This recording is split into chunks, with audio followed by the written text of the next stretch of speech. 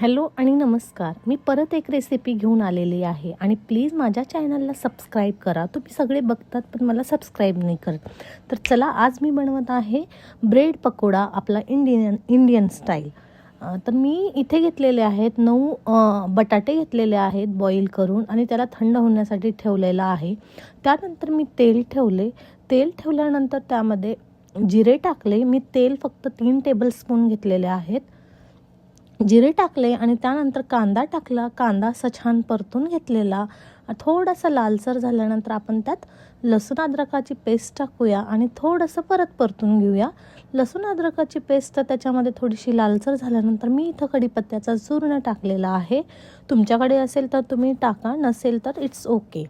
आणि त्यानंतर टाकलेली आहे मी अशी हळद टाकून असं व्यवस्थित त्याला मी परतून घेतलेली आहे. धनिया पावडर टाकलेला आहे, आमचूर पावडर टाकलेला आहे, जिरेपूड टाकलेली आहे आणि असं व्यवस्थित त्याला 3 मिनिट मी छान मिक्स केलेलं.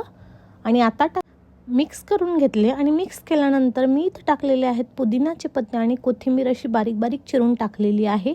पुदिना याच्यामुळे टाकलेला आहे की टेस्ट चांगली येते म्हणून मी पुदिन्याचे पत्ते टाकलेले आहेत. आणि यालाही छान असं मिक्स करून घेतले तेलामध्ये.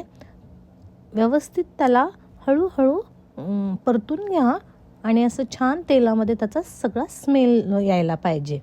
आणि इथं घेतलेला आहे मी 1 चमचा लाल तिखट घेतलेला आहे. तुम्हाला जर हिरव्या मिरचीची बनवायचं असेल तर तुम्ही बनवू शकता, पण मी लाल मिरचीची बनवत आहे.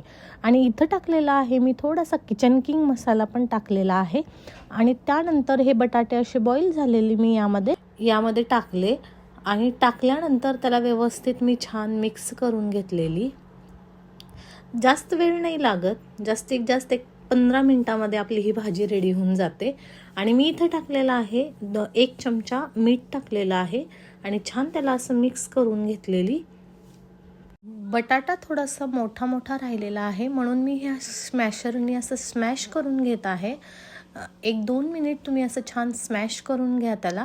आणि आपली भाजी इथं छान रेडी झालेली आहे, एकदम मस्त झालेली आहे. भाजीच्या कलरवरूनच तुम्हाला दिसत असेल. मी हा बटाटा असं छान मिक्स करून घेतले, स्मॅश करून घेतले. बोलण्यामध्ये जर थोडीफार काही चुकी होत असेल तर प्लीज समजून घ्या. इथे छान मी पुदिन्याची चटणी पण छान अशी बनवून घेतलेली आहे. मी पुदिन्याची चटणीची रेसिपी मी टाकलेली नाही आहे. नेक्स्ट ब्लॉगमध्ये मी नक्की टाकेल.